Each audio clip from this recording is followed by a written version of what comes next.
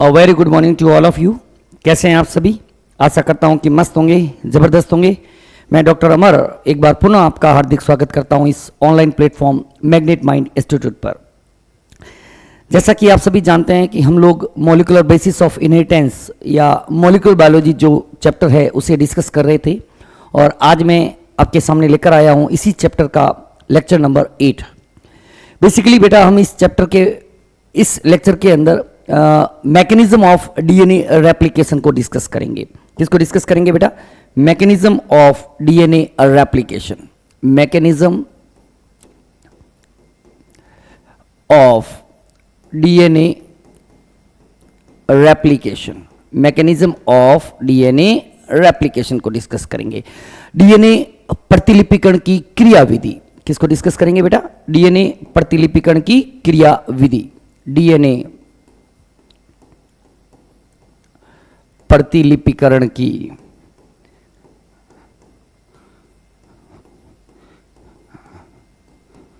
क्रियाविधि। किस प्रकार से एक सेल के अंदर डीएनए का प्रतिलिपिकरण होता है, डीएनए का रेप्लिकेशन एक सेल के अंदर किस प्रकार से होता है, उसको हम लोग आज डिस्कस करेंगे। Mechanism of DNA replication, DNA प्रतिकरण या डीएनए प्रतिलिपिकरण की क्रियाविधि। देखो बेटा, डीएनए प्रतिलिपिकरण को समझने से पहले कुछ नॉर्मल बातें हमें पता होनी चाहिए। बेटा सबसे पहले बात करते हैं कि टेम्पलेट डीएनए का मतलब क्या होता है। कुछ नॉर्मल बातें हैं जिनको अगर हम लोग नहीं समझेंगे तो डीएनए प्रतिलिपिकरण का जो मैकेनिज्म है वो हमें समझ में नहीं आएगा। इसलिए सबसे पहले हम लोग इस डीएनए प्रतिलिपिकरण मैकेनिज्म के अंदर, डीएनए रेप्लिकेशन मैकेनिज्म के अंदर जो जो टर्म्स आएगी उनको हम लोग पहले समझ लेते हैं। बेटा सबसे पहले एक टर्म आएगी जिसका नाम है डीएनए टेम्पलेट। डीएनए टेम्पलेट का मतलब क्या होता है? ठीक है, डीएनए टेम्पलेट। हिंदी के अंदर भी इसको बेटा एनसीईआरटी ने इसी तरह से लिखा हुआ है, डीएनए टेम्पलेट। बेटा देखो, टेम्पलेट का मतलब क्या होता है आप लोगों को इस तरीके से समझना है कि टेम्पलेट का मतलब होता है जिससे बनेगा, जिससे बनेगा। मतलब डीएनए का वह रज्जुक जिसका संपूरक डीएनए, जिससे संपूरक डीएनए तैयार होता है, जिससे संपूरक डीएनए बनता है, उसे हम लोग टेम्पलेट डीएनए कहते हैं। मतलब the DNA strand from which the newly DNA is formed is called as template strand. मजे की बात बेटा यह है कि डीएनए प्रतिलिपिकरण के अंदर डीएनए के दोनों रज्जुक टेम्पलेट के रूप में काम में आते हैं। लिखिएगा बेटा, हिंदी मीडियम पहले लिखते हैं। डीएनए टेम्पलेट क्या होता है? डीएनए के वे रज्जुक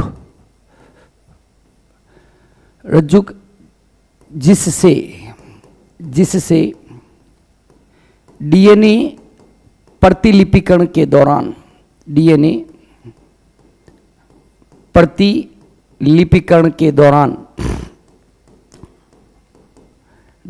नए डीएनए रज्जुक का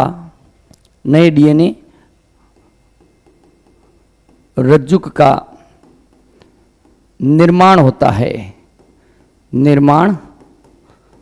होता है, उसे डीएनए टेम्पलेट कहते हैं। ठीक है, मतलब जिस स्ट्रैंड से डीएनए का निर्माण होगा उसे टेम्पलेट कहते हैं।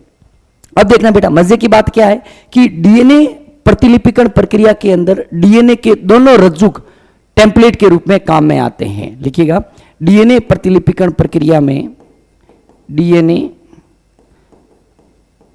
प्रतिलिपिकरण प्रक्रिया में डीएनए के दोनों रज्जुक टेम्पलेट के रूप में काम में आते हैं। टेम्पलेट के रूप में काम में आते हैं। ठीक है बेटा, ये थोड़ा ध्यान रखना। इंग्लिश मीडियम लिखते हैं बेटा, the stand of DNA from which a new strand of DNA is synthesized is called as DNA template. लिखिएगा English medium. The strand of DNA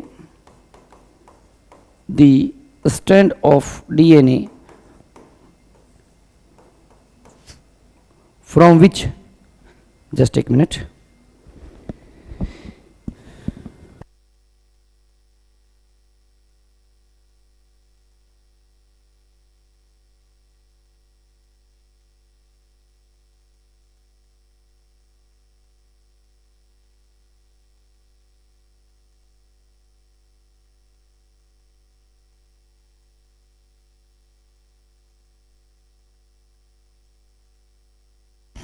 क्या कह रहे हैं? The strand of DNA from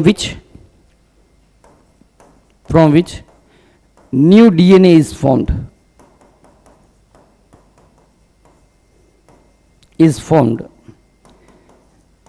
is called as DNA template. Clear है? In DNA replication mechanism,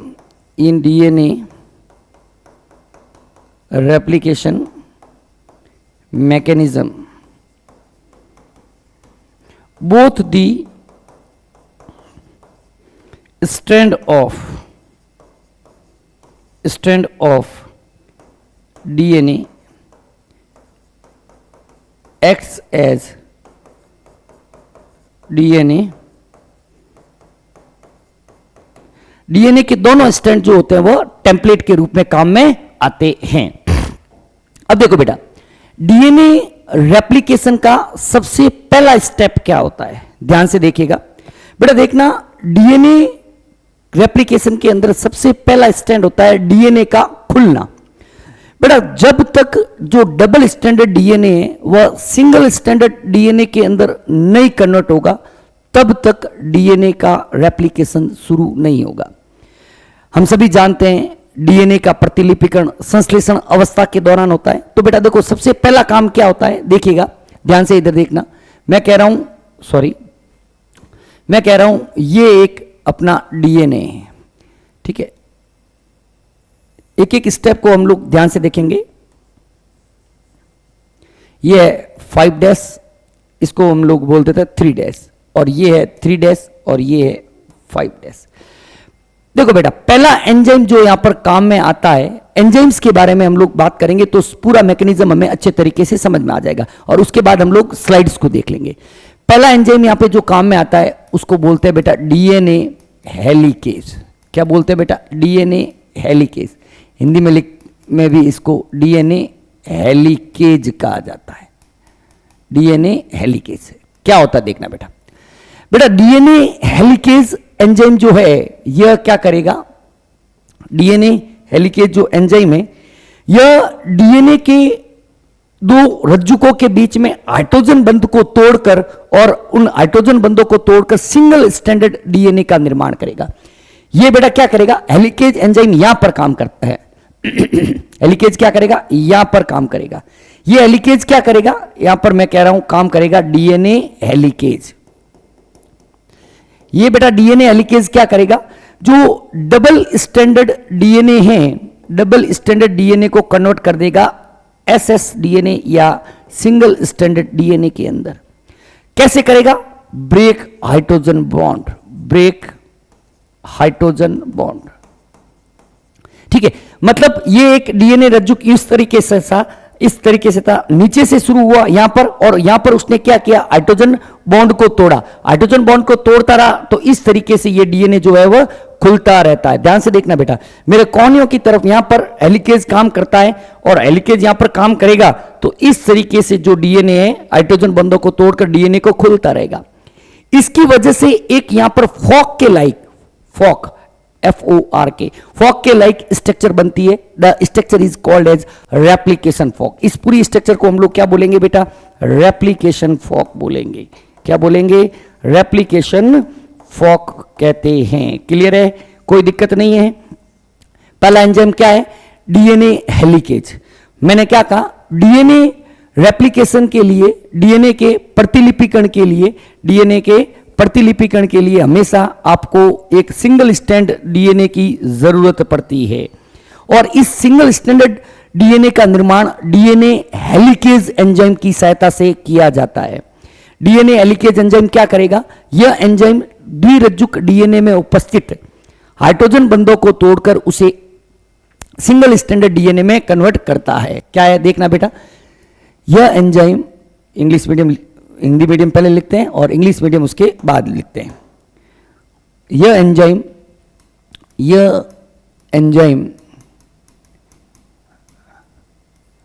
द्विरज्जुकी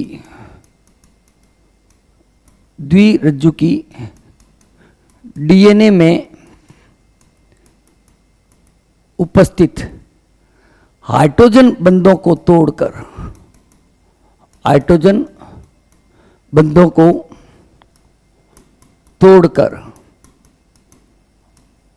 उसे एकल रज्जुकी DNA में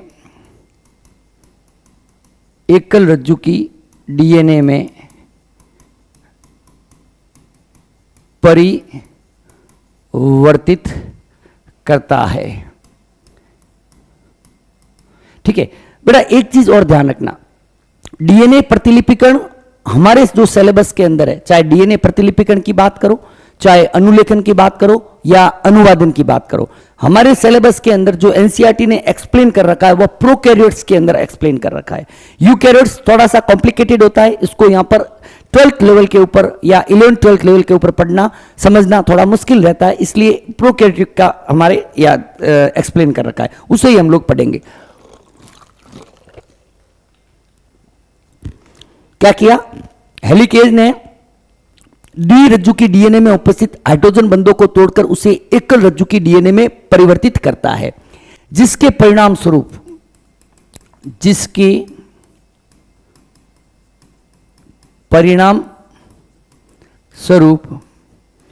एक फॉक के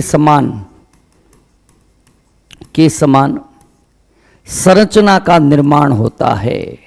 संरचना का निर्माण होता है जिसे रेप्लिकेशन फॉक कहते हैं, जिसे रेप्लिकेशन फॉक कहते हैं। क्लियर है कहानी कि मतलब क्या हुआ, इसने हाइड्रोजन बॉन्ड को तोड़ा जिसकी वजह से क्या हो गया, एक फॉक के समान संरचना बन गई जिसे हमने रेप्लिकेशन फॉक का। इंग्लिश मीडियम लिखिएगा बेटा, English medium. DNA helicase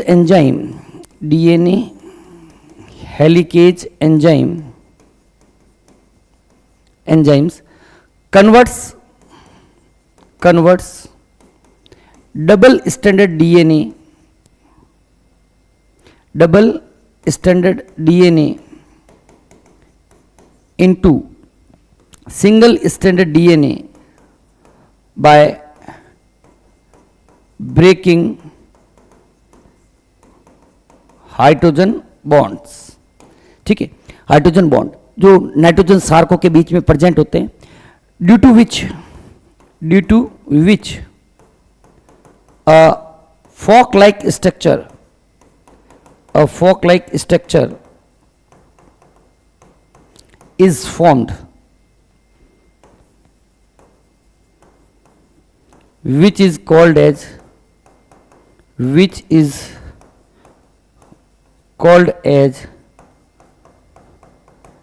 replication fork. उसे हम लोग क्या बोलेंगे बेटा, रेप्लिकेशन फॉक बोलेंगे। अब इसको हम लोग इस स्लाइड से पढ़ लेते हैं, अगर कोई चीज रह जाता है तो हम यहां पर डिस्कस कर लेंगे। देखो बेटा, ये आपको थोड़ा सा दिख रहा होगा, आई थिंक हाँ दिख रहा है, ये है डीएनए। डीएनए में क्या हुआ, यहां पर इस जगह पर यहां पर कौन सा एंजाइम काम कर रहा है, यहां पर काम कर रहा है बेटा हेलिकेज एंजाइम। हेलिकेज एंजाइम क्या कर रहा है, हाइड्रोजन बंध को तोड़कर एक डबल स्टैंडर्ड डीएनए को क्या कर रहा है, सिंगल स्टैंडर्ड। इस तरीके से डीएनए आ रहा था, उसने इसको खोला और डबल स्टैंडर्ड डीएनए बेटा सिंगल स्टैंडर्ड डीएनए के अंदर जो है वह कन्वर्ट हो रहा है। यही कह रहा है कि डीएनए की दो श्रृंखलाओं के अलग होने को अनजिपिंग कहा जाता है। इसे ही हम लोग क्या बोलते हैं बेटा, अनजिपिंग या अनवाइंडिंग या खुलना। ठीक है, डीएनए के दोनों स्टैंड को अलग होने को अनजिपिंग कहते हैं और यह हाइड्रोजन बॉन्ड के टूटने के कारण होता है। अनजिपिंग की प्रक्रिया एक निश्चित विशिष्ट बिंदु पर शुरू होती है जिसे प्रारंभिक बिंदु या प्रतिकृति का मूल बिंदु कहते हैं। यह भी बेटा इंपॉर्टेंट है, ध्यान रखना। अभी मैं लिखवा भी दूंगा कि अनजिपिंग जो है हमेशा एक फिक्स साइट से शुरू होता है, या हम ऐसे कह सकते हैं कि डीएनए का प्रतिलिपिकरण एक निश्चित जगह से शुरू होता है जिसे ओरिजिन ऑफ रेप्लिकेशन कहते हैं। The separation of two chain of DNA is termed as unzipping. Separation होता है जिसे हम लोग अनजिपिंग या अनवाइंडिंग कहते हैं, and it take place due to the breaking of hydrogen bonds. The process of unzipping start at a specific point which is termed as initiation point और origin of replication. इसको हम लोग यहां पे लिख लेते हैं बेटा, इसके बाद लिख लेते हैं, यहां पे लिख लेते हैं। देखना ओरई क्या होता है, ओरई दूसरा है, दूसरा पॉइंट। ऐसे कुछ पॉइंट्स आएंगे तो हम लोग यहीं पे लिख लेंगे ओरई या origin of replication, origin of replication, या जिसको हम लोग बोलते हैं ओरई। ठीक है, ओरई क्या होता है? प्रतिलिपिकरण का उत्पत्ति स्थल, या हिंदी में इसको प्रतिकृतियन भी लिखा हुआ है। प्रतिकृतियन का उत्पत्ति स्थल मतलब डीएनए में उपस्थित वह अनुक्रम जहां से डीएनए प्रतिलिपिकरण की शुरुआत होती है उसे हम लोग ओरई कहते हैं। लिखिएगा बेटा, डीएनए में उपस्थित, डीएनए में उपस्थित वह अनुक्रम, अनुक्रम जहां से प्रतिलिपिकरण की शुरुआत होती है उसे ओरई कहा जाता है, उसे ओरई कहा जाता है। इंग्लिश मीडियम लिखिएगा। The sequence on DNA, the sequence on DNA from which DNA replication starts is called as ORI या origin of replication, origin of replication। is that clear बेटा? कोई दिक्कत नहीं है यहां तक? आगे बढ़े, आगे बढ़ते हैं बेटा। अब देखना बेटा, अब ये स्टेप हो गया, ये हो गया। अब देखो बेटा क्या होता है, अब यहां पे देखना बेटा, एक चीज और इंपॉर्टेंट ध्यान रखना बेटा। प्रोकैरियोटिक कोशिका के अंदर, असीम केंद्र की कोशिका के अंदर केवल आपको एक ओरिजिन ऑफ रेप्लिकेशन देखने को मिली। There are only one origin of replication, but in eukaryotes there occur many origin of replication. ध्यान से सुनना कि प्रोकैरियोटिक कोशिका के अंदर, डीएनए के अंदर, पूरे डीएनए के अंदर केवल एक ओरई सीक्वेंस होता है। ओरई है क्या बेटा? एक अनुक्रम ही तो है। प्रोकैरियोटिक कोशिका के अंदर केवल एक ओरई अनुक्रम उपस्थित होता है, जबकि यूकैरियोटिक कोशिका के अंदर मल्टीपल ओरई जो होते हैं वह प्रेजेंट होते हैं। ठीक है, इसका मतलब यूकैरियोटिक कोशिका के अंदर एक साथ कई जगह पर अनजिपिंग जो होती है वह शुरू होती है। In prokaryotes there occurs only one origin of replication, but in eukaryotes there occurs many origin of replication. Unzipping starts at many point simultaneously at that place of origin. The enzyme responsible for unzipping is helicase. In the process of unzipping magnesium ion act as cofactor. Clear चीज? ये भी यहां पे लिख लेते हैं कि prokaryotic के अंदर, अगर यहां पे लिख लेते हैं, एक ही पॉइंट लिख लेते हैं, प्रोकैरियोट्स के अंदर बेटा क्या होता है? प्रोकैरियोट्स के अंदर वन ओरिजिन ऑफ रेप्लिकेशन होते हैं, वन ओरिजिन ऑफ रेप्लिकेशन। ठीक है, जबकि बेटा जो यूकैरियोट्स होते हैं, जो यूकैरियोट्स होते हैं उनके अंदर मल्टीपल, उनके अंदर बेटा मल्टीपल ओरिजिन ऑफ रेप्लिकेशन आपके प्रेजेंट होते हैं। अगर एक ही ओराई होगा तो डीएनए एक जगह से खुलेगा, और बेटा मल्टीपल ओराई होंगे तो डीएनए जो है कई जगह पर खुलने का काम करता है। आगे देखते हैं बेटा अगला स्लाइड क्या कर रहा है। अब देखो बेटा, अब इसको समझते हैं। मैं कह रहा हूं क्या हुआ, अब सेकंड स्टेप देखना बेटा क्या हुआ। मैं कह रहा हूं ये था अपना डीएनए, ये था डीएनए। बार बार मैं डायग्राम बना दूंगा ताकि आपको एक एक स्टेप जो है अच्छे तरीके से समझ में आए। यही हुआ, यहां पर रहा 5 डैश, यहां पर 3 डैश, यहां पर 3 डैश और यहां पर 5 डैश, और इनके बीच में ये आपको हाइड्रोजन बॉन्ड जो है वह देखने को मिल रहे हैं, और यहां पर जो है वह हाइड्रोजन बॉन्ड टूट गए। अब मुझे बताओ बेटा, दूसरा यहां पे जो एंजाइम काम में आता है उसका नाम है बेटा SSB protein. SSB protein, single standard binding protein, single standard binding protein, एकल रज्जुक बंधन प्रोटीन। इसको हिंदी में लिखते हैं बेटा एकल रज्जुक, एकल रज्जुक बंधन प्रोटीन। अब देखो बेटा क्या हुआ, मुझे बताओ बेटा हेलिकेज। अब मैं यहां पे हेलिकेज वापस लिखूंगा नहीं, क्योंकि आपको एक ही डायग्राम के अंदर अगर सब चीज बता दी तो कॉम्प्लिकेशंस बढ़ जाएंगे। बेटा मुझे बताओ हेलिकेज ने काम किया, रेप्लिकेशन फोर्क बनी। अगर यहां पर बेटा एडिनिन है तो सामने क्या होगा, थाइमिन होगा। सीधी सी बात है, सामने थाइमिन होगा। अगर यहां पर गुएनिन है तो सामने क्या होगा, साइटोसिन होगा। अगर यहां पे साइटोसिन है तो सामने क्या होगा, गुएनिन होगा। अगर यहां पर थाइमिन है तो सामने क्या होगा, एडिनिन होगा। हम सभी जानते हैं न्यूक्लियोटाइड आपस में हाइड्रोजन बंध की सहायता से जुड़े होते हैं। एडिनिन थाइमिन के साथ जुड़ता है और साइटोसिन जो है गुएनिन के साथ हाइड्रोजन बंध बनाकर रहता है। बेटा ये दोनों रज्जुक एक दूसरे के पास पास में होते हैं, तो हेलिकेज ने अपना काम किया। तो हो सकता है it may be possible that ये एडिनिन थाइमिन के साथ वापस जुड़ जाए, गुएनिन साइटोसिन के साथ वापस जुड़ जाए, साइटोसिन गुएनिन के साथ वापस जुड़ जाए। हो सकता है कि जो एकल रज्जुक डीएनए है वो पुनः वापस हाइड्रोजन बंध बनाकर द्विरज्जुक डीएनए में परिवर्तित हो जाए। तब क्या होता है बेटा, तब इन सब के चारों तरफ जितने भी ये सिंगल स्टैंडर्ड है, वर्ड को पकड़ो ना, सिंगल स्टैंडर्ड बाइंडिंग प्रोटीन, वह प्रोटीन जो सिंगल स्टैंड को बाइंड करके रखते हैं, तो इनके चारों तरफ जो है ये इस तरह से कौन बाइंड हो जाता है बेटा, सिंगल स्टैंडर्ड बाइंडिंग प्रोटीन जो है वह जुड़ जाता है। ये क्या है बेटा, ये जो है आपके यहां पर दूसरा एंजाइम काम में आ रहा है जिसका नाम है बेटा एसएसबी प्रोटीन। क्या नाम है बेटा, एसएसबी प्रोटीन। ये क्या करेगा, सिंगल स्टैंडर्ड डीएनए को कन्वर्ट नहीं होने देगा, किसमें, डीएसडीएनए के अंदर। क्लियर है कहानी, समझ में आई।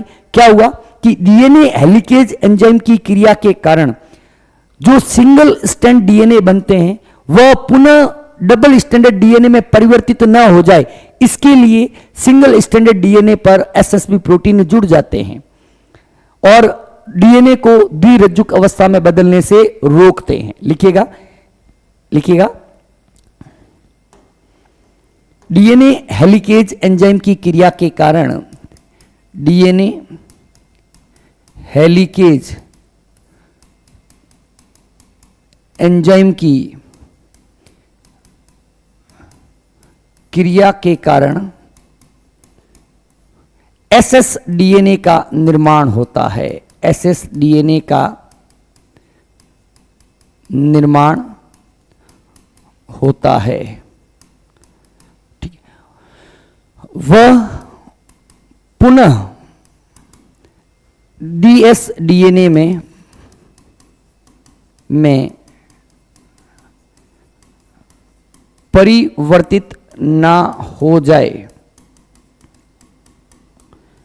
इसलिए एसएसडीएनए पर SSB protein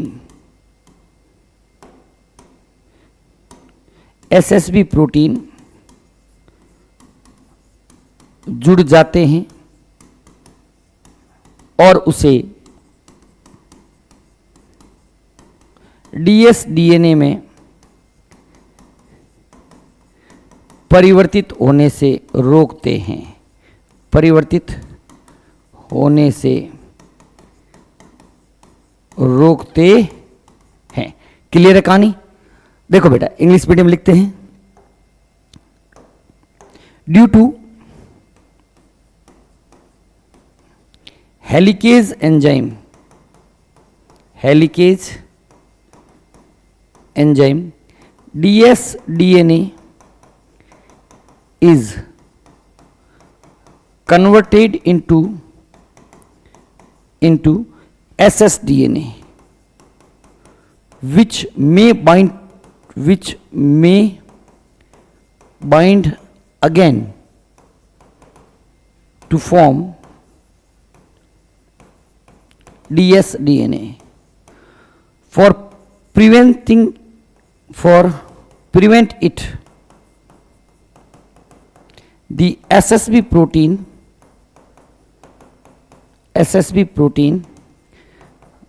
binds on ssDNA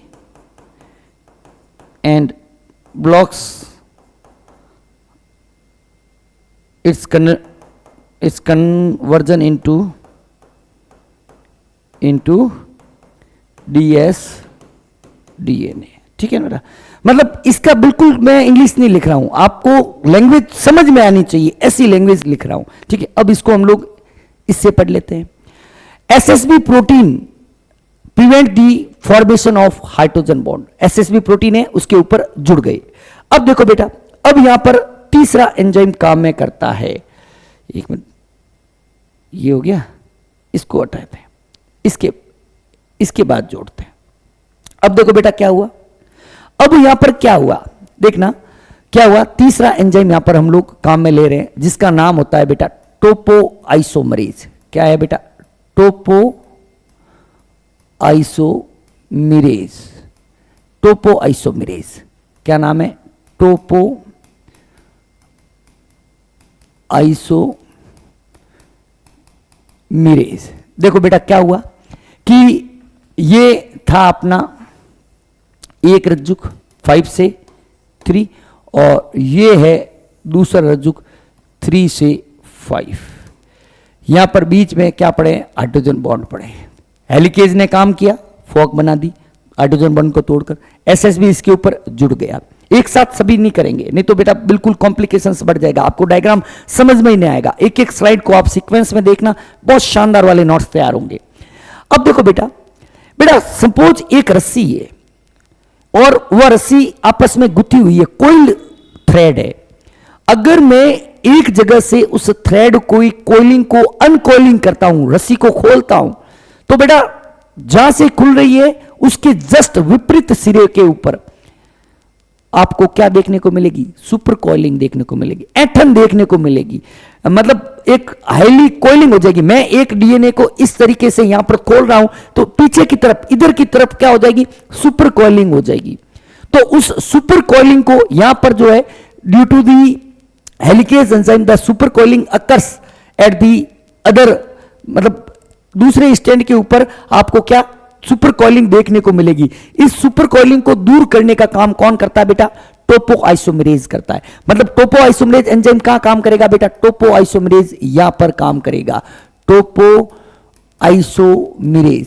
बेटा इस टोपो आइसोमरेज को ही हम लोग गायरेज, डीएनए गायरेज या जायरेज भी कहते हैं। ठीक है ना बेटा, एक ही बात है। ये क्या करेगा बेटा? Remove super coiling. ये क्या करेगा? Remove super coiling, super coiling. लिखे बेटा, क्या हुआ कि हेलिकेज एंजाइम की क्रिया के कारण एक तरफ तो डीएनए अनवाइंड होता है, लेकिन दूसरे सिरे पर इस अनवाइंडिंग के कारण सुपर कॉइलिंग शुरू हो जाती है। उस सुपर कॉइलिंग को दूर करने का काम कौन करेगा? टोपो आइसोमरेज। बेटा एक रस्सी के अंदर अगर गांठें पड़ जाती है तो उस गांठों को हम कैसे दूर करते हैं? गांठ को काट देते हैं, डीएनए को वापस जोड़ देते हैं। तो वही काम कौन करता है? टोपो आइसोमरेज करता है। बेसिकली देखा जाए टोपो आइसोमरेज दो तरीके का होता है, topoisomerase first and topoisomerase second. First क्या करता है? एक रज्जुक को काटता है और सेकंड क्या करता है, दोनों रज्जु को काट कर वापस जोड़ता है। इतना अपने सिलेबस में है नहीं, अपने सिलेबस में इतना ही है कि due to the helicase enzyme activity unwinding occurs at one end which creates the supercoiling at other end of DNA, and for removing this supercoiling topoisomerase works। इस सुपरकॉइलिंग को दूर करने के लिए आपके टोपोआइसोमरेज एंजाइम जो है वह काम करता है। लिखिएगा बेटा, पहले हिंदी मीडियम लिख लेते हैं। हेलिकेज एंजाइम की क्रिया के कारण डीएनए हेलिकेज एंजाइम की क्रिया के कारण डीएनए के एक सिरे पर अनवाइंडिंग होती है। बेटा मैं ऐसी लैंग्वेज काम में ले रहा हूं जो आपको अच्छे तरीके से समझ में आए, ठीक है। अनवाइंडिंग होती है, इसलिए हिंदी इंग्लिश साथ में रखना। और डीएनए के दूसरे सिरे पर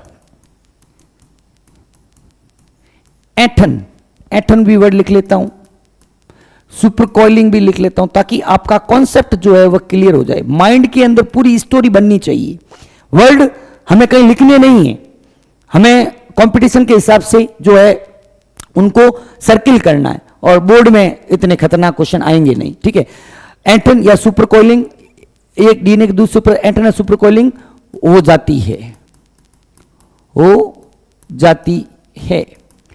इस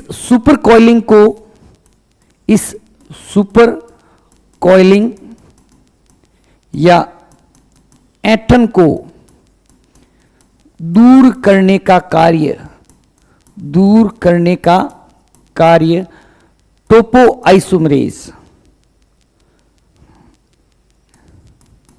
टोपोआइसोमरेज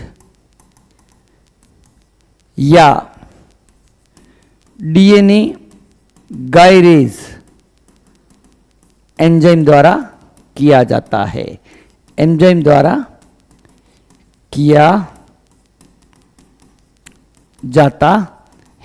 मतलब due to the, English medium लिखिएगा, due to the activity of DNA helicase unwinding occurs at one end of DNA which creates supercoiling at other end. To remove this supercoiling,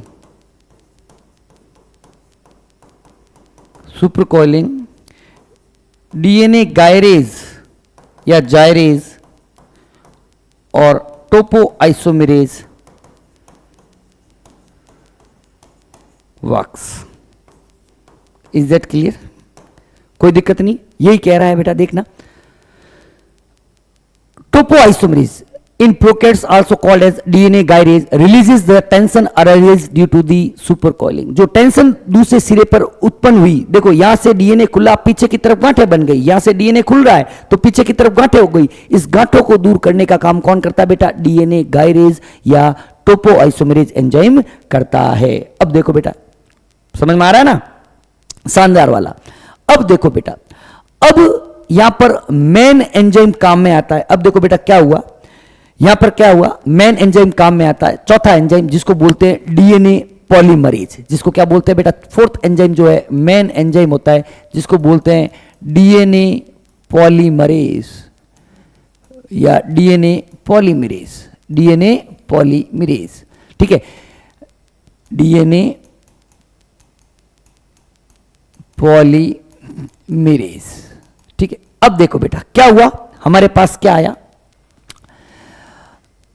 हमारे पास अभी तक ये चीज पड़ी है, ठीक है, एक साथ पूरा बना देता हूं। ये हुआ 5 डैश, ये हुआ 3 डैश, ये हुआ 3 डैश और ये हुआ 5 डैश। क्या हुआ? पहला एंजाइम कौन सा था? पहला एंजाइम था आपके डीएनए हेलिकेज। ये डीएनए हेलिकेज क्या करता है? डीएस डीएनए को, अच्छा इसको मैं दूसरे कलर से लिखता हूं, डीएस डीएनए को कन्वर्ट करता है किसमें? एसएस डीएनए के अंदर। कैसे करता है? ये करता है बेटा ब्रेक हाइड्रोजन बॉन्ड। ब्रेक करता है किसको? ब्रेक्स करता है हाइड्रोजन बॉन्ड को, ठीक है। पहला स्टेप समझ में आया। अब फिर देखो बेटा क्या होता है कि अगर यहां पर एडिनिन है तो सामने थाइमिन होगा, यहां पर गुएनिन है तो सामने साइटोसिन होगा। इसको वापस न जुड़ पाए इसके लिए इसके ऊपर क्या लगा दिया? SSB protein. तो ये पहला एंजाइम हो गया। दूसरा एंजाइम कौन सा होता है बेटा? दूसरा एंजाइम होता है बेटा एसएसबी प्रोटीन। एसएसबी प्रोटीन जो क्या करेगा? एसएस डीएनए को वापिस कन्वर्ट नहीं होने देगा डीएस डीएनए के अंदर, ठीक है। फिर देखना बेटा यहां पर तीसरा एंजाइम काम में आता है जिसका नाम है बेटा टोपोआइसोमेरेज। टोपोआइसोमेरेज ये क्या करता है? रिमूव करता है सुपर कॉइलिंग को या टेंशन को, ठीक है, सुपर कॉइलिंग को दूर करता है। और देखना बेटा अब डीएनए प्रतिलिपिकरण का मुख्य एंजाइम जो डीएनए पॉलीमरेज है वह काम करता है। बेटा डीएनए पॉलीमरेज के लिए कुछ बातें हम लोगों को याद होनी चाहिए कि ये जो डीएनए पॉलीमरेज जो रेप्लिकेशन के अंदर काम में आता है, यह पहली बात डीएनए डिपेंडेंट डीएनए पॉलीमरेज होता है। क्या होता है?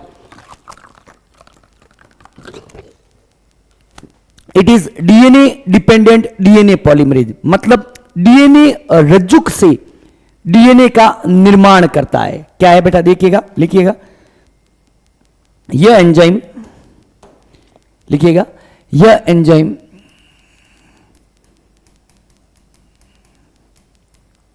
डीएनए रज्जुक से डीएनए का निर्माण करता है।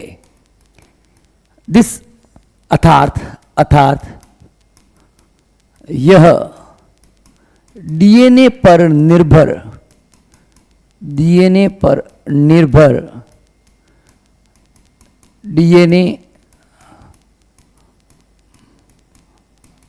पॉलीमरेज एंजाइम है। क्या है बेटा? देखना, दिस एंजाइम, इंग्लिश मीडियम लिखिएगा, this enzyme forms DNA from DNA, so it is DNA dependent DNA polymerase enzyme, ठीक है बेटा। अब देखो बेटा ये जो डीएनए पॉलीमरेज एंजाइम है ना, इसकी कुछ रिक्वायरमेंट्स होती है, इसकी कुछ आवश्यकताएं होती है। यह कहता है कि जब तक मुझे ये कंडीशंस नहीं मिलेगी तब तक मैं डीएनए रेप्लिकेशन शुरू नहीं करता हूं।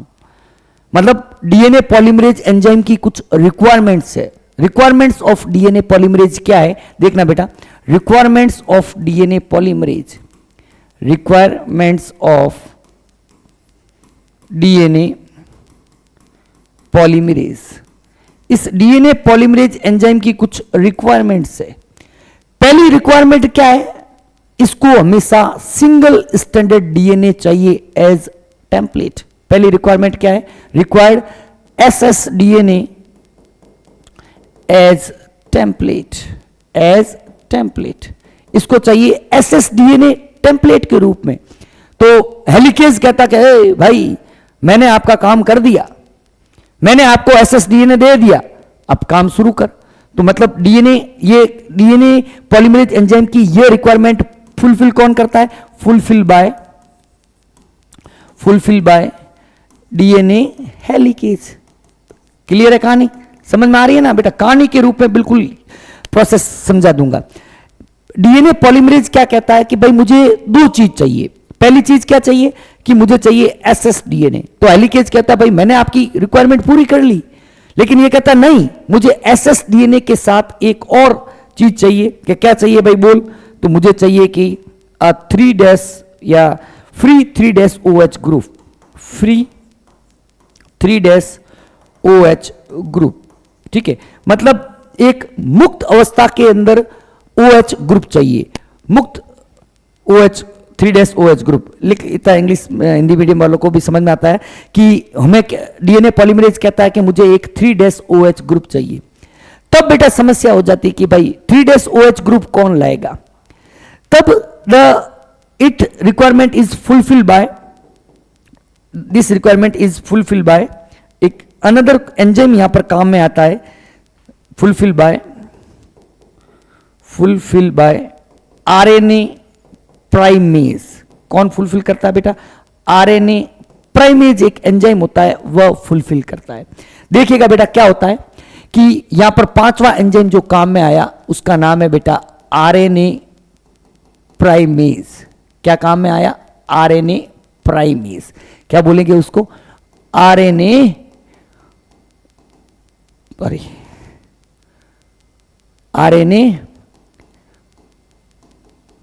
प्राइमेज। देखो बेटा हुआ क्या, देखना कि अभी तक हमारे साथ ये चीजें चल रही है। क्या? एक था 5' ये 3' और दूसरा रज्जुक जो है वह 3' और ये 5'। ठीक है, हुआ क्या कि डीएनए हेलिकेज एंजाइम ने अपना काम किया, डीएनए हेलिकेज ने काम किया तो रेप्लिकेशन फॉर्क बन गए, हाइड्रोजन बॉन्ड टूटकर।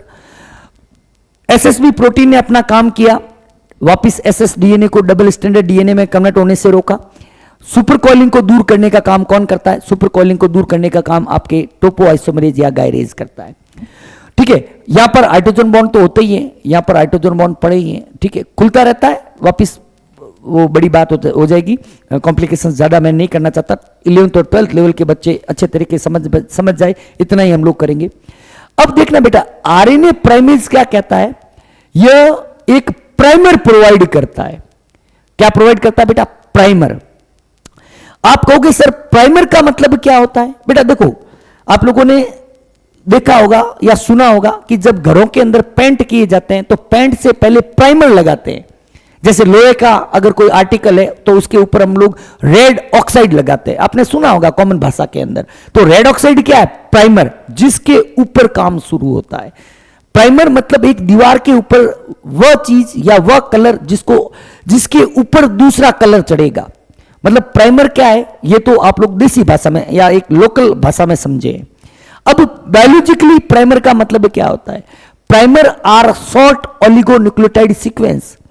ओलिगोन्यूक्लियोटाइड्स होते हैं और हम सभी जानते हैं कि एक न्यूक्लियोटाइड्स के अंदर एक स्टैंड के ऊपर 5' फॉस्फेट सिरा मुक्त होता है और दूसरे सिरे के ऊपर 3' OH फ्री होता है।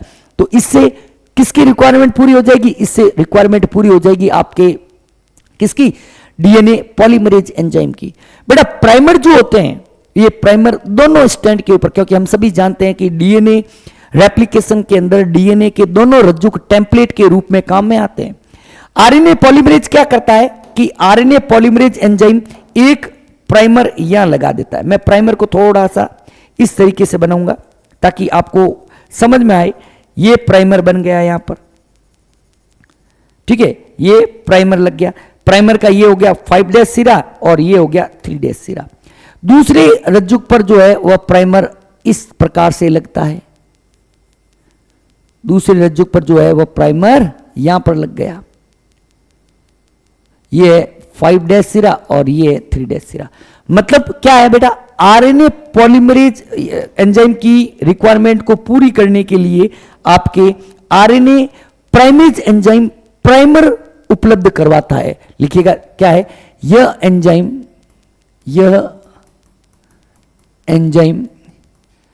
डीएनए पॉलीमरेज की आवश्यकता को पूरा करने के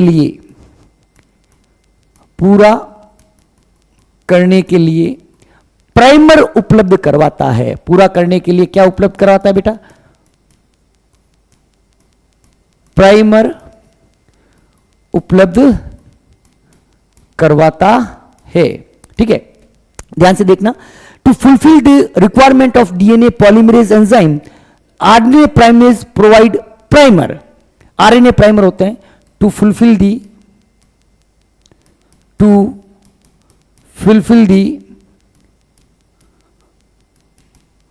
requirement of DNA polymerase enzyme, RNA primase provide RNA primer. Is that clear? RNA primer जो है वह प्रोवाइड कराता है। अब आपके माइंड के अंदर आना चाहिए कि सर प्राइमर क्या होते हैं। तो बेटा मेरे ख्याल से हम लोग नेक्स्ट स्लाइड के ऊपर ले लेते हैं, प्राइमर क्या होते हैं। देखना बेटा, प्राइमर का मतलब क्या होता है? प्राइमर क्या होता है?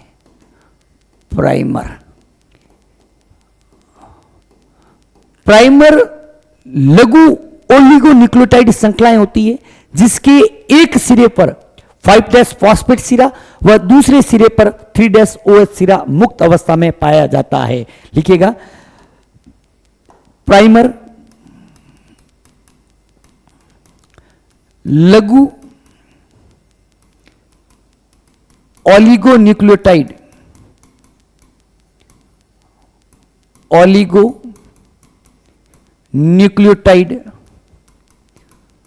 श्रृंखलाएं होती है जिसके ओलिगोन्यूक्लियोटाइड एकल रज्जुक श्रृंखला होती है। ये पूरा लिख लेते हैं ना, न्यूक्लियोटाइड की एकल रज्जुक श्रृंखला होती है जिसके एक सिरे पर मुक्त 5' फॉस्फेट समूह व दूसरे सिरे पर मुक्त 3' OH समूह उपस्थित होता है। क्या हुआ बेटा? इंग्लिश मीडियम लिखता है, primers are short oligonucleotide sequence. Primers are short oligonucleotide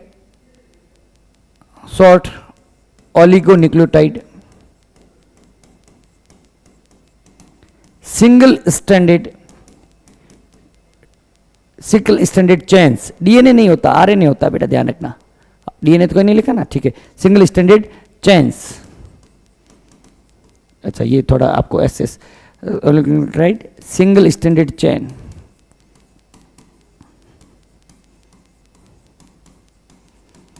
which has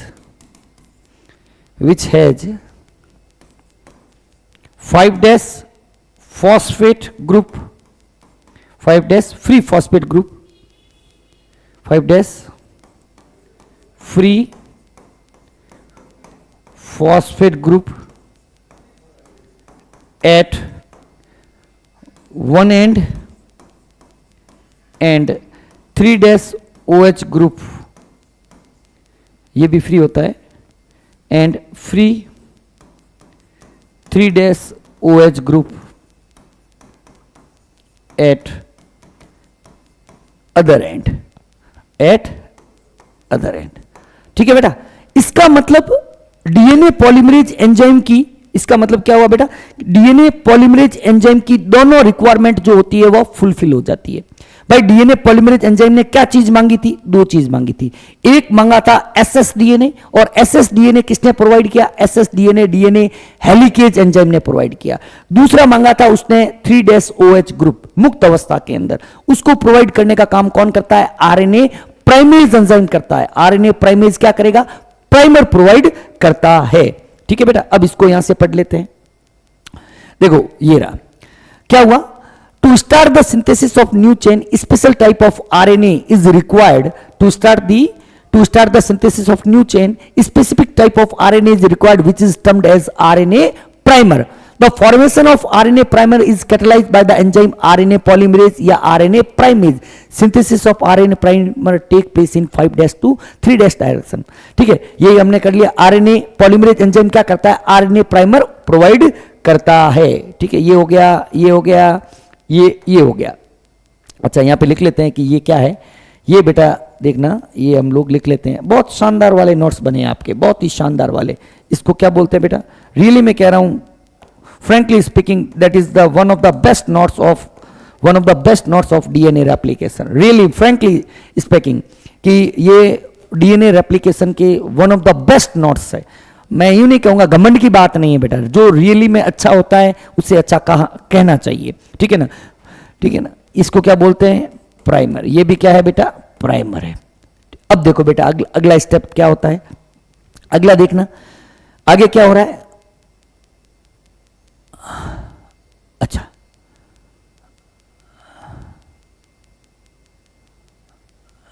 अब देखो बेटा, अब इसके आगे बात करते हैं। अब क्या हुआ, अब बेटा देखो हमारे पास क्या चीज आई हुई है, क्या हमारे पास अवेलेबल है। देखो 5' 3' 3' 5' और क्या हुआ, हमारे पास ये जो है वह प्राइमर जो है लग गया।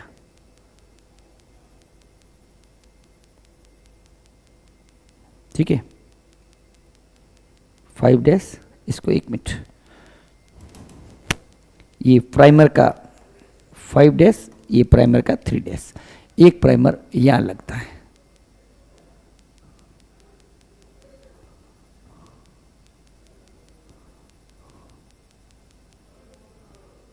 एक प्राइमर यहां लग गया, कौन सा है बेटा, 5' 3'। ठीक है, अब देखो बेटा होता क्या है, अब ये क्या कह रहा है कि थोड़ा सा ये पढ़ लेते हैं।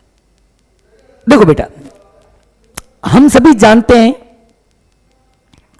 कि देखो जो आरएनए प्राइमर लगाया ना, आरएनए प्राइमर को जब ये प्रक्रिया पूरी हो जाती है तो आरएनए प्राइमर को डीएनए से जो है वह हटा दिया जाता है, कोई दिक्कत नहीं है।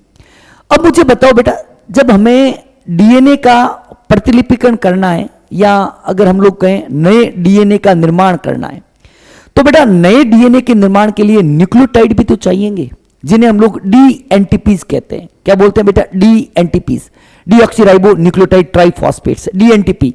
डीएनटीपी किस फॉर्म में हो सकता है, डीएनटीपी डीएटीपी के रूप में हो सकता है, डीजीटीपी के रूप में हो सकता है, डीसीटीपी के रूप में हो सकता है और डीटीटीपी के रूप में हो सकता है। We require dNTPs, deoxyribo nucleotide triphosphate. क्यों, अगर देखो बेटा एक स्टैंड के ऊपर, यहां पर देखना एक स्टैंड के ऊपर यहां पर एडिनिन है, तो सामने थाइमिन कहां से लाएंगे, यहां पर एडिनिन है तो इस चेन के ऊपर जो थाइमिन आएगा वो कहां से लाएंगे। मैं कह रहा हूं सपोज यहां पर एडिनिन है, यहां पर थाइमिन है, यहां पर साइटोसिन है, यहां पर गुएनिन है। ठीक है, तो यहां पर तो क्या होगा, टी होगा, यहां पर ए होगा, यहां पर जी होगा और यहां पर सी होगा। लेकिन यहां पर नया जुड़ने वाला थाइमिन कहां से लाएंगे, यहां पर नया जुड़ने वाला एडिनिन कहां से लाएंगे, यहां पर नया जुड़ने वाला एडिनिन कहां से लाएंगे। तो ये सब चीजें कहां से आएगी, इन सभी चीजों को, इन सभी रिक्वायरमेंट्स को हम लोग क्या बोलते हैं बेटा, डीएनटीपीज बोलते हैं। क्या बोलते हैं, डीएनटीपीज। अरे क्या बोलते हैं बेटा, DNTPs। चलो कोई दिक्कत नहीं है, अरे भाई रुक जा, क्या बोलते हैं, DNTPs बोलते हैं, जैसे DATP, DGTP, DCTP, ये सब क्या होते हैं बेटा, DNTPs कहलाते हैं। ठीक है, और ये DNTPs कहां से प्राप्त होते हैं, ये DNTPs बेटा न्यूक्लियोप्लाज्म के अंदर DNTP का पूल होता है, मतलब एक DNTP का संग्रहण केंद्र होता है, न्यूक्लियोप्लाज्म केंद्रक द्रव, वहां से हमें DNTPs प्राप्त होते हैं। लिख लीजिएगा, देखो, for the formation of new chain nucleotides are obtained from the nucleoplasm. Formation of nucleotides, the new chain nucleotides are obtained from nucleoplasm. In the nucleoplasm, nucleotides are present in the form of triphosphate like DATP, DGTP, DCTP, and DTTP. During replication, the 2-phosphate group of all nucleotides are separated. In the process, energy is yielded, which is consumed in DNA replication. ध्यान से देखना बेटा, DNTP का dual role है, DNTP का क्या है, dual role है। यहां पर ध्यान से लिख लेना कि DNTP जो होते हैं ना, उनका ड्यूल रोल है, DNTPs का ड्यूल रोल है, दो काम करते हैं, ड्यूल रोल है। क्या है बेटा, यहां पर ड्यूल रोल है, एनसीईआरटी ने भी एक्सप्लेन कर रखा है। क्या ड्यूल रोल है बेटा, कि ड्यूल रोल, पहला तो इट एक्ट्स एज सबस्ट्रेट, क्या करता है, इट एक्ट्स एज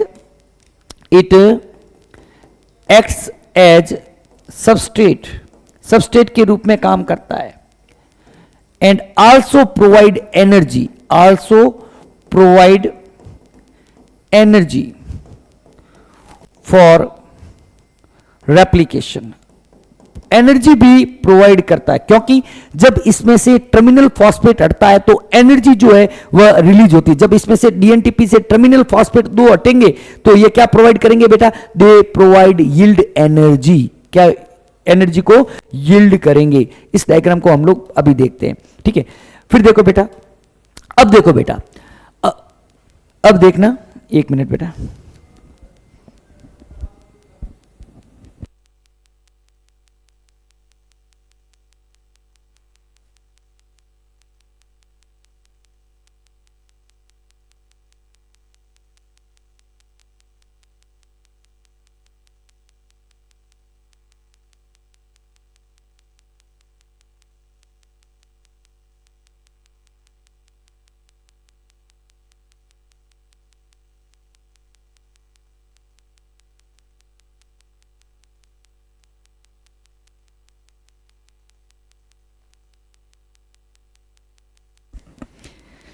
देखना बेटा क्या होता है,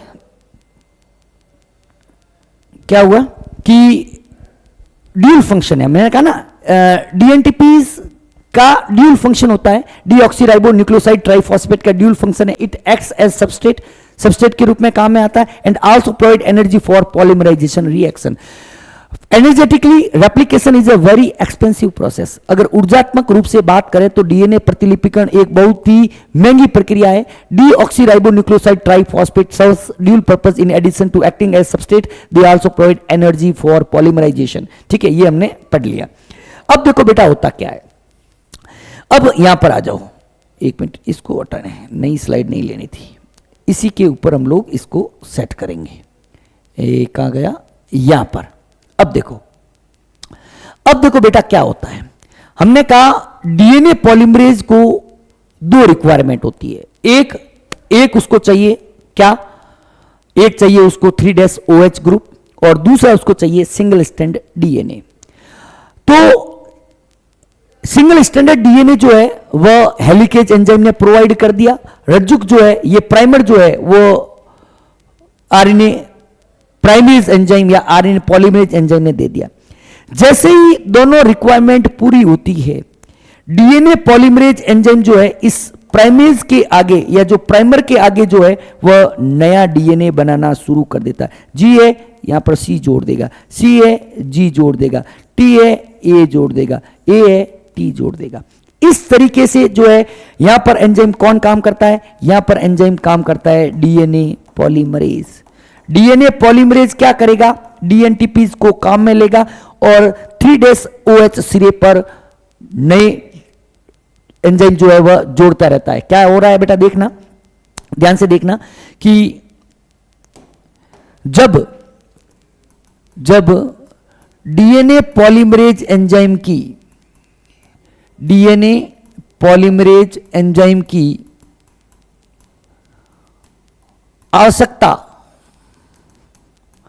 आवश्यकता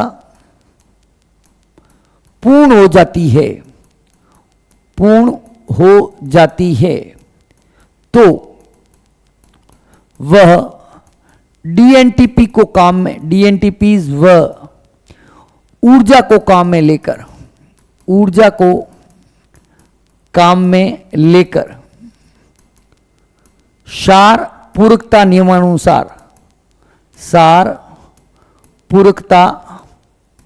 नियमानुसार नए डीएनए श्रृंखला का निर्माण करता है, नई डीएनए श्रृंखला का निर्माण करता है। क्या? When all the requirements of DNA polymerase enzyme is fulfilled, when all the requirement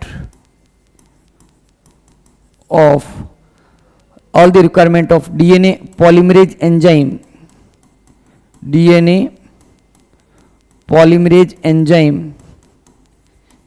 is fulfilled,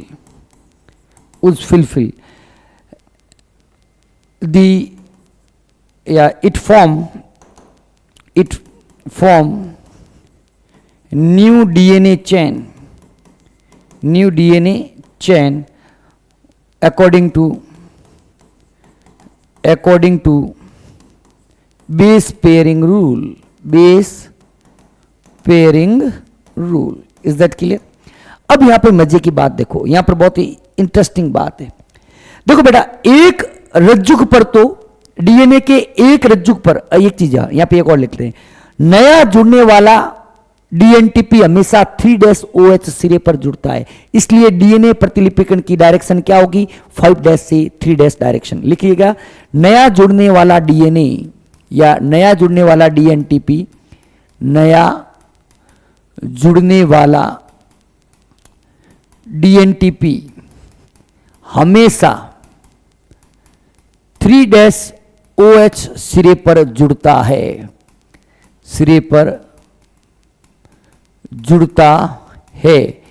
इसलिए डीएनए प्रतिलिपिकन की दिशा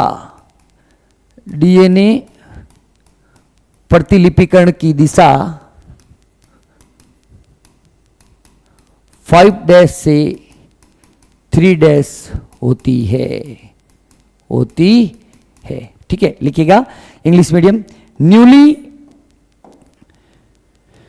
new dNTP is always attached to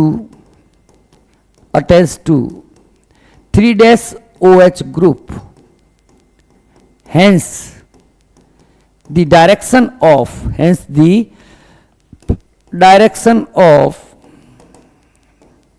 DNA replication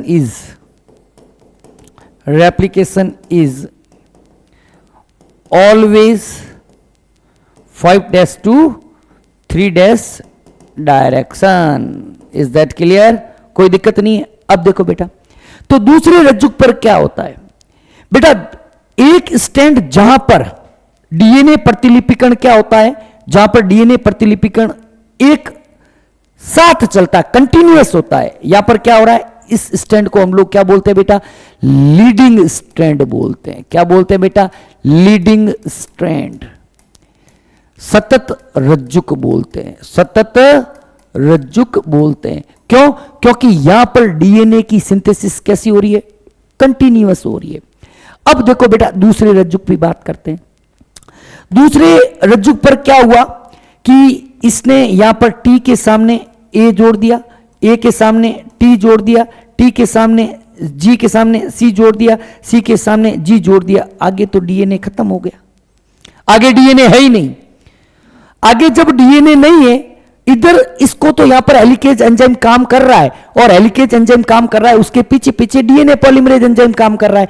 आगे हेलिकेज डीएनए को खोलता जा रहा है और पीछे से पॉलीमरेज काम कर रहा है। लेकिन यहां पर उल्टा सिस्टम है। यहां पर क्या सिस्टम हुआ, इधर प्राइमर लगा था, ये प्राइमर इधर लगा था, और ये प्राइमर इस डीएनए से बाहर की तरफ आ रहा है, डीएनए रेप्लिकेट पॉलीमरेज एंजाइम बाहर की तरफ आ रहा है, तो आगे तो डीएनए है ही नहीं। Then it wait for the activity of helicase enzyme.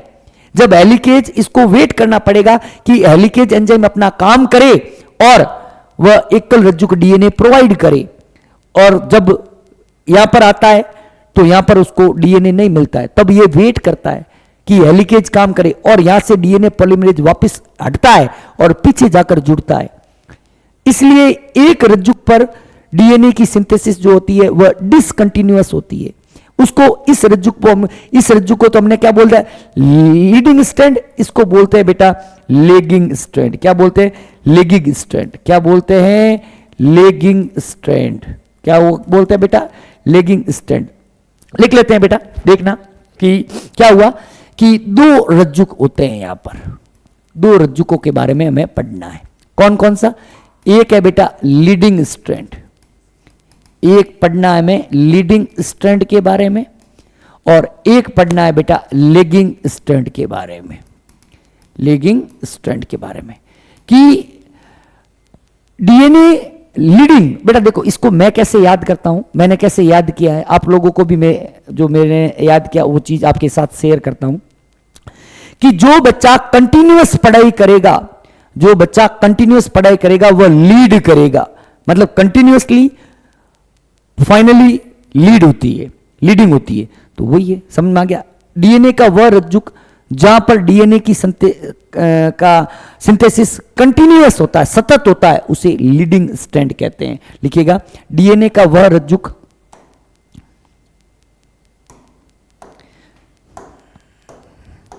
DNA का वह रज्जुक जहां पर डीएनए का निर्माण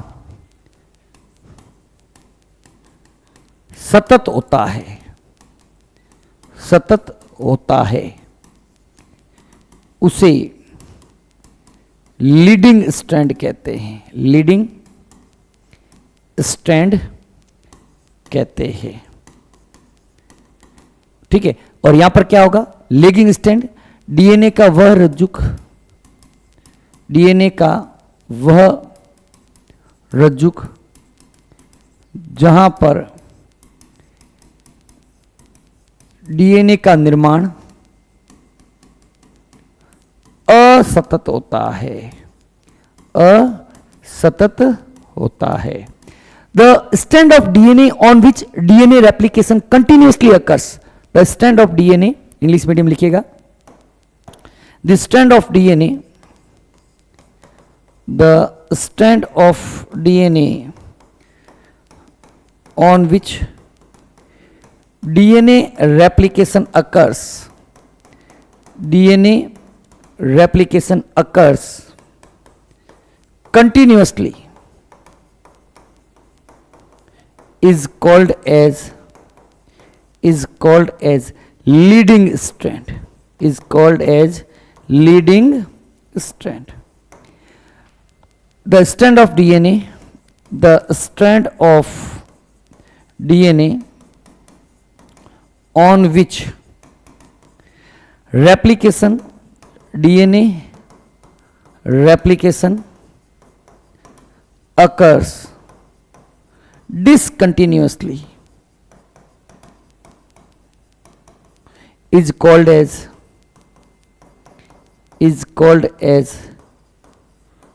lagging strand. Is that clear? ध्यान से देखना बेटा, एक रज्जुक पर तो हेलिकेज आगे की तरफ चल रहा है ना, पॉलीमरेज पीछे की तरफ है, तो एक रज्जुक पर तो डीएनए ऑलरेडी उसको खुला ही मिलता चला जाएगा, आगे खुला मिलता जाएगा, तो एक रज्जुक पर तो सिंथेसिस जो होती है वह कंटिन्यूअस होती है। कौन सा रज्जुक होता है? वह टेम्पलेट 5 से 3 वाला। जबकि दूसरे रज्जुक पर ये आगे की तरफ आएगा तो आगे डीएनए है ही नहीं। आगे जब डीएनए नहीं है, it wait for some time, for what? for single stranded DNA. It wait for some time for the activity of DNA helicase enzyme so that it receive the single stranded DNA. इसका मतलब एक रज्जुक पर DNA का synthesis क्या होता है, discontinuous होता है, जिसे हम लोग लेगिंग स्ट्रैंड कहते हैं. याद रखना, डीएनए रेप्लिकेशन तो सदैव 5'3' डायरेक्शन में होगा, लेकिन दोनों रज्जुक एक दूसरे के कॉम्प्लीमेंट्री होते हैं, तो इसलिए एक दूसरे के आमने सामने होता है. एक स्टैंड पर इधर, एक स्टैंड पर इधर, आमने सामने होता है. ठीक है, यहां तक अपने कर लिया. देखते हैं कोई स्लाइड. ये हो गया.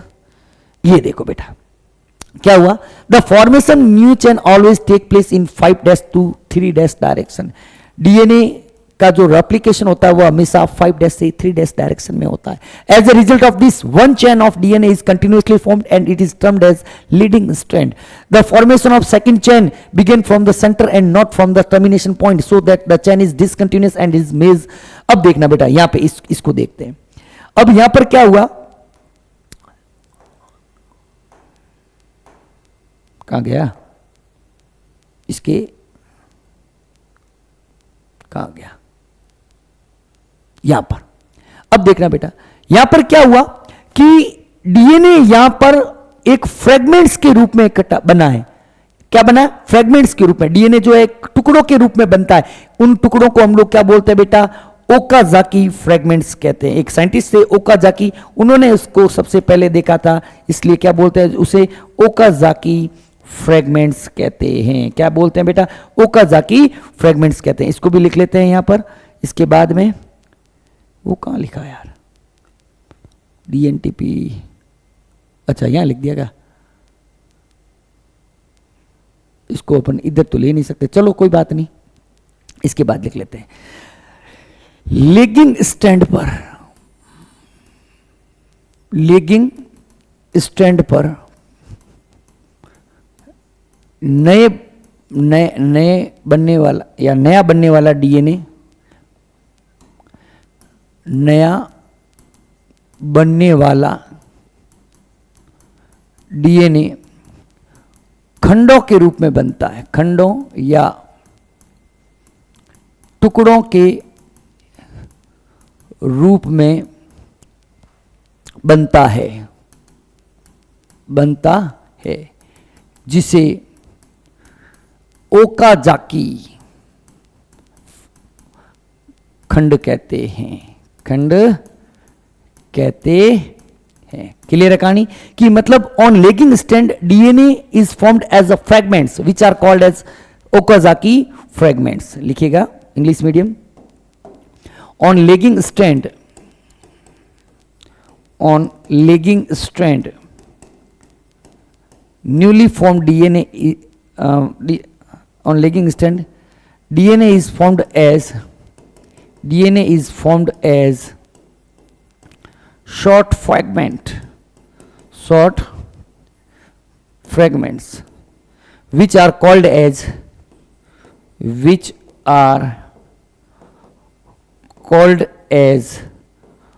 Okazaki fragments. उनको हम लोग क्या बोलेंगे बेटा, ओकाजाकी फ्रैगमेंट्स कहेंगे. ठीक है, स्लाइड से ही पढ़ते हैं आगे. ठीक है, नहीं तो यूं आपको कि सर स्लाइड क्यों छोड़ रहे हो. ठीक है, यही कह दिया हमने, ये स्लाइड हो गई. नेक्स्ट देखते हैं बेटा. अब देखो बेटा, the Okazaki fragments are joined together with the help of DNA ligase enzyme. एक ये ओकाजाकी बने, देखो बेटा ये ओकाजाकी बने. इन ओकाजाकी को जोड़ने का काम कौन करता है, डीएनए लाइगेज एंजाइम जो है ओकाजाकी फ्रैगमेंट्स को आपस में जोड़ने का काम कर देता है. ओकाजाकी फ्रैगमेंट्स एक एंजाइम डीएनए लाइगेज द्वारा एक साथ जुड़े होते हैं. क्लियर है कहानी, कोई दिक्कत नहीं है. The formation of new chain is catalysed by an enzyme DNA polymerase in prokaryote. It is of 3 types. DNA polymerase enzyme prokaryotes के अंदर 3 तरीके का होता है. डीएनए पॉलीमरेज फर्स्ट की खोज कॉर्नबर्ग ने की थी, so it is also called as Kornberg enzymes. हालांकि एनसीईआरटी में नहीं है, थोड़ा रीड आउट कर लेते हैं, अपना खत्म हो गया है. ठीक है, डीएनए पॉलीमरेज एंजाइम 3 तरीके का होता है प्रोकैरियोट्स के अंदर. डीएनए पॉलीमरेज फर्स्ट, जिसे हम लोग कॉर्नबर्ग एंजाइम भी कहते हैं. क्यों, क्योंकि इसको वैज्ञानिक कॉर्नबर्ग ने डिस्कवर किया था. Kornberg also synthesize DNA first of all in the laboratory. Kornberg ही वह वैज्ञानिक थे जिन्होंने सबसे पहले लेबोरेटरी के अंदर डीएनए को बनाया था. The enzyme function as exonuclease. It separate RNA primer from DNA and also fill the gap. DNA polymerase first क्या करता है बेटा? डीएनए पॉलीमरेज फर्स्ट जो होता है वह एक्सोन्यूक्लियस प्राइमर, देखो याद करो हमने शुरुआत में कहा था कि RNA primase enzyme primer provide कराता है। प्राइमर तो आरएनए वाले होते हैं, तो उनको वहां से हटाना जरूरी है, तो हटाने का काम कौन करता है? RNA polymerase first. ये आप लोग थोड़ा सा यहीं पे लिख लेना, रिमूव प्राइमर। आरएनए पॉलीमरेज क्या करता है? रिमूव प्राइमर, रिमूव प्राइमर को रिमूव करता है। It is also known as DNA repair enzyme. दूसरा जो होता है उसको बोलते हैं बेटा DNA polymerase second. It is least reactive in replication process. It is also helpful in DNA repairing in absence of DNA polymerase first and DNA polymerase third. ये बहुत ही कम काम करता है, रेप्लिकेशन के अंदर बहुत कम काम आता है, लेकिन डीएनए रिपेयर में काम में आता है जब तक सेकंड और थर्ड एब्सेंट हो। थर्ड क्या करता है? This is the main enzyme in DNA replication. Third जो होता है वह मेन एंजाइम होता है। It is most important, the larger chain are found by this enzyme. This is also known as replicase. Clear है बेटा? कोई दिक्कत नहीं है। अब देखो बेटा, देखो सेमी कंजर्वेटिव में हमने बताया था कि डीएनए के दो रज्जुक होते हैं, एक रज्जुक नया बनता है, एक वही रहता है। एक ओल्ड है, ये ओल्ड है, और ये क्या है बेटा? न्यू है। इसमें भी क्या है? ये ओल्ड है और ये क्या, एक रज्जुक क्या है बेटा? न्यू है। इसी को हम लोग सेमी कंजर्वेटिव मोड कहते हैं। ठीक है, फिर देखो बेटा स्पेसिफिक पॉइंट है, कुछ पॉइंट से ध्यान रखना। All DNA polymerase first, second and third enzyme have 5'3' polymerization activity and 3'5' exonuclease activity. सभी DNA polymerase एंजाइम में 5'3' एक्सो पॉलीमराइजेशन एक्टिविटी होती है, मतलब 5'3' डायरेक्शन के अंदर डीएनए का सिंथेसिस कर सकते हैं, और 3'5' एक्सोन्यूक्लियस मतलब 3'5' डायरेक्शन के अंदर अगर उसके अंदर कोई डीएनए रिपेयर के अंदर प्रॉब्लम हो जाए तो उसको दूर करने का काम करते हैं। DNA polymerase first has an additional 5'3'। DNA polymerase first के पास एक एडिशनल 5'3' डायरेक्शन के अंदर एक्सोन्यूक्लियस एक्टिविटी पाई जाती है। क्या कह रहे हैं बेटा? देखो मैं कह रहा हूं DNA poly first, second and third, इसके पास दो एक्टिविटी है। एक तो है बेटा 5'2'3' एक्सोन्यूक्लियस, सॉरी 5'2'3' पॉलीमराइजेशन, सॉरी अरे यार ये क्या आ गया,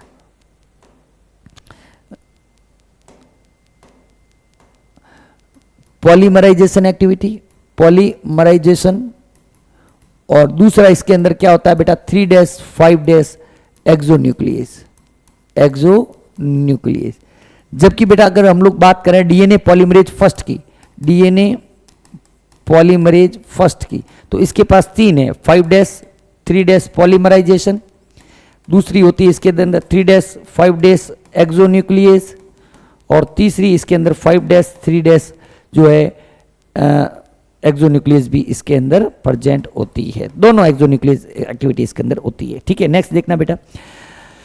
any failure in cell division after DNA replication result in polyploidy. अगर सेल डिवीजन के बाद डीएनए का रेप्लिकेशन हो जाता है तो सेल के अंदर डीएनए का अमाउंट बढ़ जाता है, उसे हम लोग बहुगुणिता या पॉलीप्लॉइडी कहते हैं। Difference between DNA and DNA is that DNA का मतलब यही है बेटा, वही कह रहा है, डीएनए के बाद में एस लगा दिया, या हमने क्या किया डीएनएज, ये तो मैं कई बार आपको समझा चुका हूं, जिसके पीछे एज लगता है उसको काटने का काम करता है। डीएनएज का मतलब क्या है? Multiple DNA. क्या है बेटा?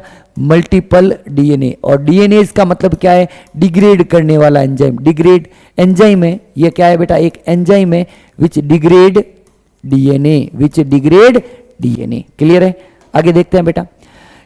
इन living cells such as E. coli the process replication require a set of catalytic, the main enzyme is referred to a DNA dependent DNA, ये हमने कर लिया है, कोई दिक्कत नहीं है। द एंजाइम्स है हाईली एफिशिएंट एंजाइम्स, हाँ ये थोड़ा सा आप लोग देख लेना। ये एंजाइम को क्या होते हैं? Are highly efficient enzyme as they have to catalyse polymerisation of a large number of nucleotide in a very short time. ये बहुत ही एफिशिएंट एंजाइम होते हैं क्योंकि कुछ समय के अंदर 5 मिनट में आ रहा हूं, 5 मिनट में पॉलीमरेज एंजाइम क्या करता है बेटा? बहुत ही एफिशिएंट है, बहुत ही कम समय के अंदर। जैसे ई कोलाई की बात करें 4.6 × 10 पावर बेस पेयर को यह लगभग 18 मिनट के अंदर पूरी कर लेता है। ठीक है, 200 बेस पेयर पर सेकंड के हिसाब से। कोई भी मिस्टेक जो होती है वह आपको प्रॉब्लम करेगी। ये आपका बेटा पॉलीमराइजेशन या डीएनए रेप्लिकेशन का जो लेक्चर है वो बेटा खत्म हुआ। रियली मैं कह रहा हूँ, फ्रेंकली स्पीकिंग करता रहा हूँ, पढ़ाने में बहुत मजा आया मुझे। ठीक है, हालांकि physically you are not there, but मतलब एक दिल से हम लोग आपस में जुड़े हुए हैं बेटा, बिल्कुल रियली मैं कह रहा हूँ, दिल से जुड़े हुए हैं। आप लोग साथ में पढ़ते रहना, बहुत शानदार अच्छे तरीके से हम लोग इसको पढ़ेंगे। सेव कर लेते हैं नोट्स, अदरवाइज प्रॉब्लम हो जाती है, बाद में भूल जाते हैं हम लोग कई बार, ठीक है ना। स्टोरेज के अंदर न्यू सेशन बायोलॉजी, ये 8th लेक्चर है। बहुत सारे बेटा इस चैप्टर के मैं लगभग 20 लेक्चर लूंगा, ध्यान रखना 20 लेक्चर लूंगा इस चैप्टर के, तब जाके, क्योंकि 8 क्वेश्चन बेटा आए हैं 2026 नीट के अंदर।